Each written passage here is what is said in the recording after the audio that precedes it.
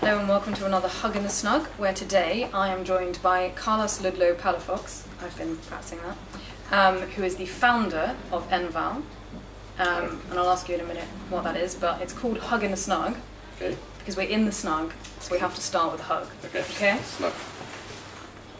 Cool. So, very quickly, Enval, you do plastic, aluminium, laminate recycling. Correct. And you're developing a totally brand new process for that. Yeah, it's a process to recycle this kind of materials to recover the aluminium and recover the plastic as chemicals in this kind of packaging. And is that something that can't be done at the moment? It's something that's not done at the moment, simply there's no process to do it.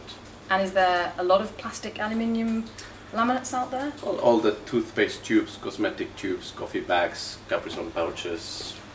So all the annoying stuff that we can't recycle at the moment? A lot of the stuff that we can recycle. Brilliant. Well, I'm going to say for now, good luck with that, and maybe you. we'll do another Hug in the Snug where you can tell us all about that in more detail, because today, brilliant. Carlos has a bugbear, and I've said that he can use this platform for us to chat about it. To take it out of the heart. Exactly. Good.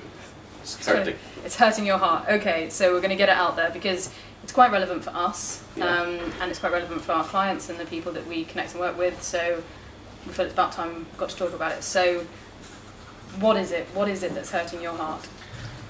The fact that in the environmental sector we don't have a consistent way of assessing the environmental impact of new processes, services and products.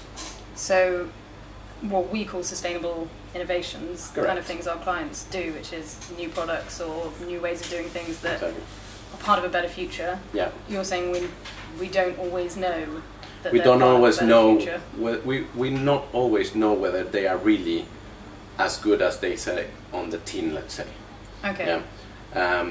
I am convinced that in some cases there are new products that people are putting out in the market that have a negative environmental impact, even though they claim to have a good, what we commonly known as greenwash. Okay, and now is this the kind of greenwashing where actually it's really obvious if you think about it, and people are trying to say it's green by, colouring the package green, but we all know that it's bad, or are there some things out there that we all might believe is a better step, but actually isn't? I think there are obvious things that you really need to think about it 2 seconds and you realize that it's not the case. But there are things slightly more complicated that definitely look as if they were a good environmental solution. But when you start studying a little bit more in depth, you will realize that it's not as good as it's supposed to be.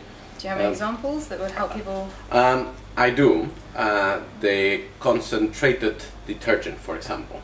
Yeah. Yeah. Most things have gone to that. A lot of things have gone to concentrated detergents, and the fact that is concentrated means that there's less material. Fair enough, it's good because there's less transport. Yeah, you use less, but no one has really assessed the effect of that concentration in terms of the process. So, are you spending a lot more energy to drive more water out of that product? If the answer to that is, well, yeah, you have less product to transport, less product to use, but you used a lot of energy in order to extract that water and make it more concentrated, then the actual environmental impact is negative rather than positive.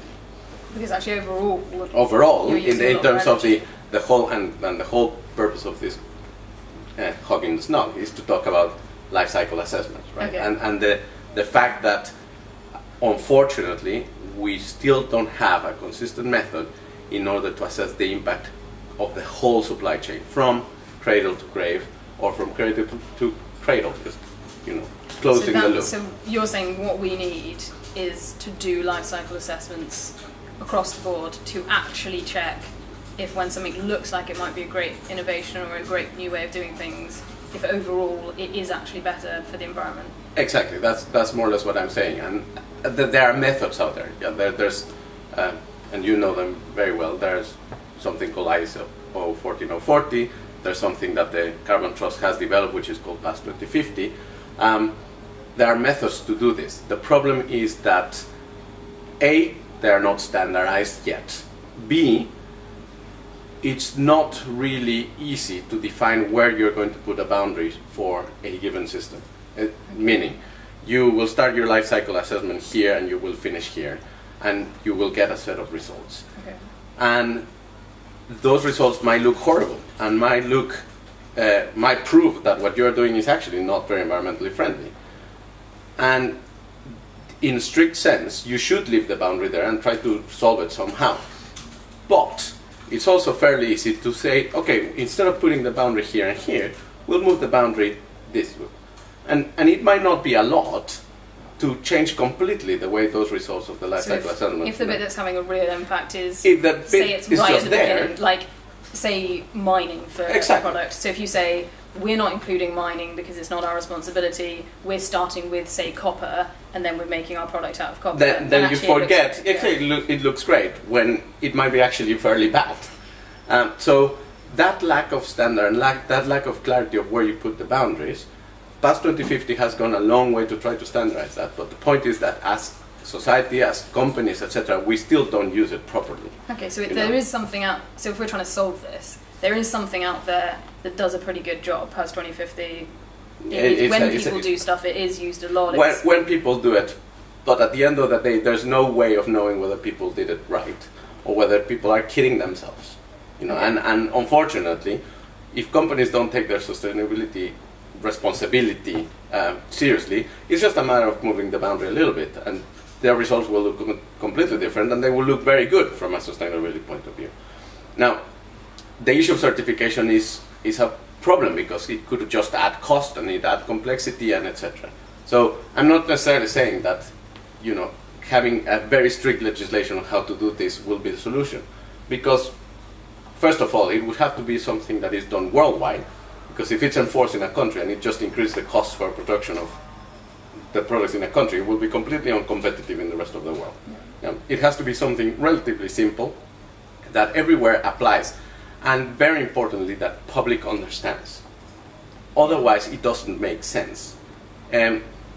So maybe that, because if we're saying one option is kind of we just make worldwide legislation, everyone has to do it, they have to do it to this standard, and we have companies that check they're doing it to that standard, which in a way would be great, but I can see a lot of costs and that would simply not work.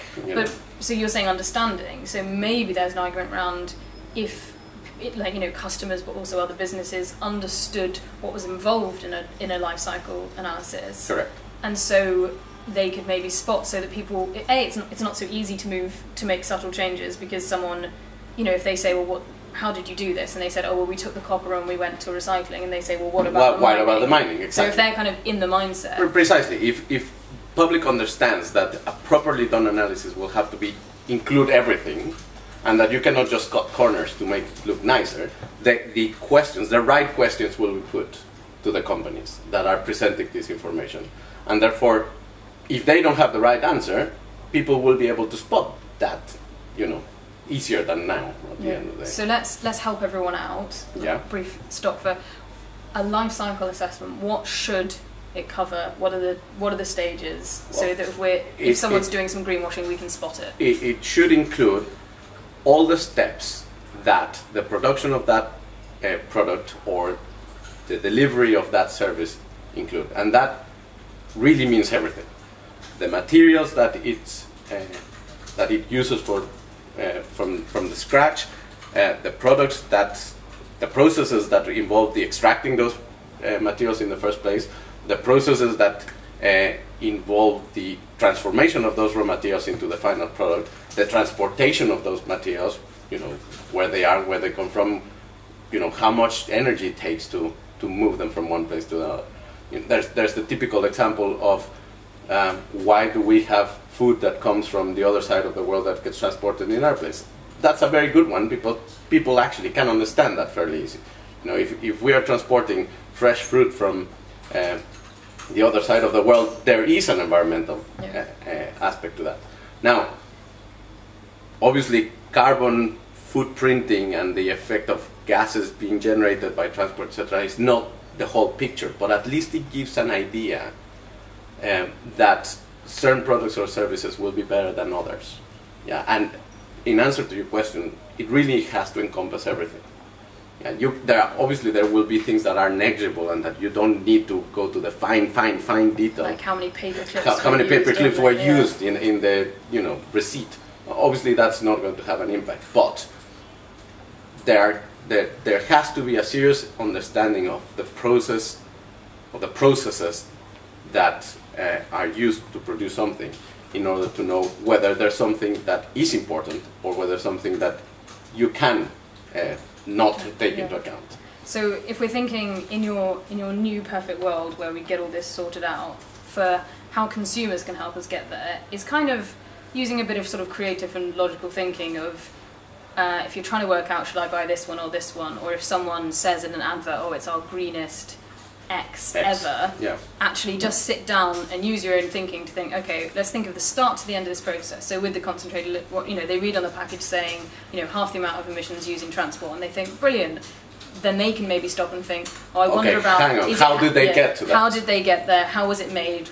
Is it different materials? Is it worse at the end going into the water? Is it doing damage? So just really thinking a bit more widely about the things Think a bit more widely. Thinking about not only about materials, and that's actually very important. Process sometimes is the easiest part of things, but nevertheless, people don't necessarily think about the process. They think about the material because it's what we can touch, not necessarily what, how the product ended up in the shape it ended up in. And another thing is what the function of certain things is. For example, packaging. In packaging, that is typical. People don't like the fact that we can buy cucumbers in a plastic wrap. Okay, they don't like it. Say, why do cucumbers need to come in a plastic wrap? Well, it's perfectly demonstrable with a proper done LCA that a cucumber will last 13 days with a plastic wrap, and it will last 2 days without a plastic wrap. Okay, that means that we have a bunch of cucumbers that, if didn't have plastic wrap, would go off, would be completely spoiled before we can get them. And the waste of food, if that was the case, would be several times what it is, simply because we use plastic. So yeah, it's horrible to have another piece of plastic, fine, but there is a purpose of that plastic wrap, and that is seen if you do a proper analysis that encompasses the whole life cycle of that product on the different scenarios, with or without packaging. So let's put it to our clients and our friends and partners.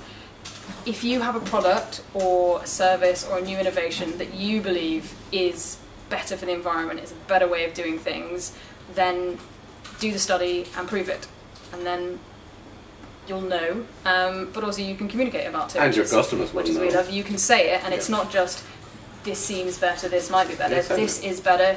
Here are the numbers. We've checked it out. We're doing There's some science behind it. Don't be afraid of the science. Don't be afraid of the science. I like that. All right. Well, thank you very much. On the contrary, thank you very much. I hope this makes my heart feel a bit lighter. It is. All right. Great. All right. Thank you.